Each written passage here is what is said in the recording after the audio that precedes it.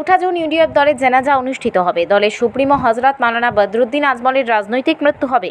এরপর থেকে একে একে কংগ্রেসে যোগদান করবেন ইউডিএফ সহ অন্যান্য দলের বিধায়করা। মঙ্গলবার আলগাপুরের বিধায়ক আলহাজ নিজামুদ্দিন চৌধুরীর বাসভবনে এসে এভাবেই কিছু বিস্ফোরক মন্তব্য করেন হাইলাকান্দি জেলা কংগ্রেস সভাপতি শামসুদ্দিন বড়লস্কর। উল্লেখ্য, এদিন বিধায়ক আলহাজ নিজামুদ্দিন চৌধুরীর 5 গ্রাম স্থিত বাসভবনে এক সামাজিক অনুষ্ঠান ছিল।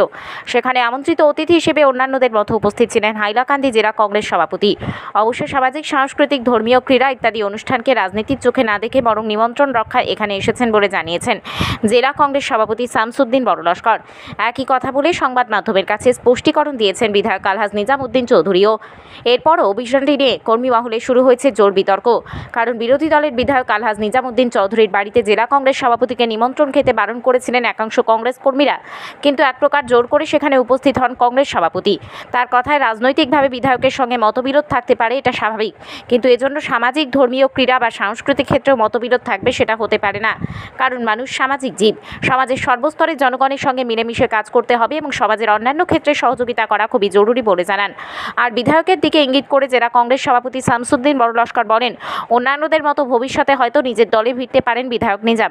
এর যুক্তি তুলে ধরে শামসুদ্দিন বড়লস্কর বলেন, আগামী 4 জুন লোকসভা নির্বাচনের ভোট ঘোষণা হবে। এতে করিমগঞ্জ, ধুবড়ী সহ অন্যান্য স্থানে ইউডিএফ দলের ভরাডুবি হবে, এটা নিশ্চিত। কারণ রাজ্যের সাধারণ মানুষ মাওলানা বদরুদ্দিন আজমল নেতৃত্বাধীন ইউডিএফ দলকে প্রত্যাখ্যান করেছেন। এর প্রমাণ ইতিমধ্যেই পাওয়া গেছে। বিগত নির্বাচনে ভোট গণনার পর ফের রাজনীতি ত্যাগ করে নিজের ব্যবসা বাণিজ্য নিয়ে মনোযোগী হবেন মাওলানা বদরুদ্দিন আজমল। এর জন্য ভোট গণনার দিন ইউডিএফ দলের রাজনৈতিকভাবে মৃত্যু হবে এবং ওই দিন জানাজা হবে বলে বিস্ফোরক মন্তব্য করেন শামসুদ্দিন বড়লস্কর। বিধায়ক আলহাজ নিজামুদ্দিন চৌধুরীর বাড়িতে বসে এমন ধরনের বিস্ফোরক মন্তব্য করা এবারও নতুন করে রীতিমতো চর্চায় এসেছেন কংগ্রেস সভাপতি শামসুদ্দিন বড়লস্কর। এতে একাংশ কংগ্রেসেরা সমালোচনা করলেও বেশিরভাগ কর্মী সমর্থকরা কিন্তু খুশি হয়েছেন।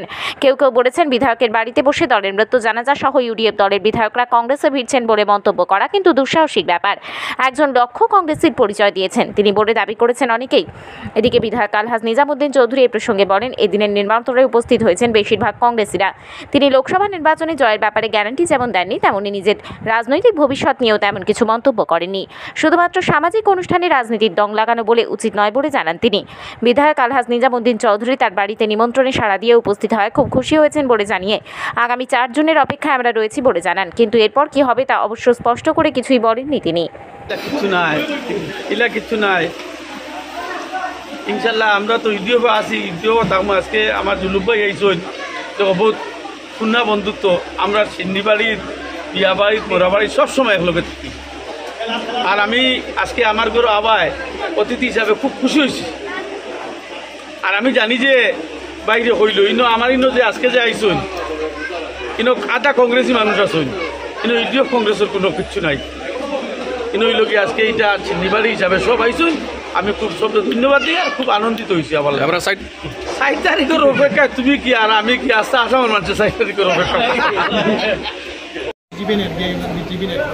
কংগ্রেসের অনেক ব্যবহার শুরু হয়েছে। আমার কংগ্রেসেরও সিদ্ধাকার মধ্যে লাগে, কমলাফকে লাগে, কিন্তু দিন এলা হয়েছে আমরা অভিভাবকহীন আসলাম হাইলাকান্দি বা বিভিন্ন সময়। কিন্তু আমাদের আগে কংগ্রেসও অনেক মানুষ যখন আইবা, বহুত এমএলএ, এক্স এমপি কংগ্রেস আইবা, বহুত এক্স মিনিস্টারও দেখবা, এক্স মিনিস্টার আসেন করা হয়ে এইগুলো এখন কংগ্রেস ইয়ার জন করা লাগি একটা সময় কংগ্রেস জন করা না হাইলাকান্দির কয়েকদিন আগে ভোটের সময় জানিয়ে না বিজেপিরও বহুত আছে এখন, বিজেপিরও বহুত এক্স এমএলএ, বিজেপির এমপি 6 তারিখ বাজে তুমি দেখা বিজেপির বহুত ex MP, ex MLA Congress UDF আর এজিপির মতো বাদ দিয়ে তো ইউডিএফ তো 6 তারিখ বাদে ইউডিএফ কোনো অস্তিত্ব নেই, ইউডিএফ থাকছে না।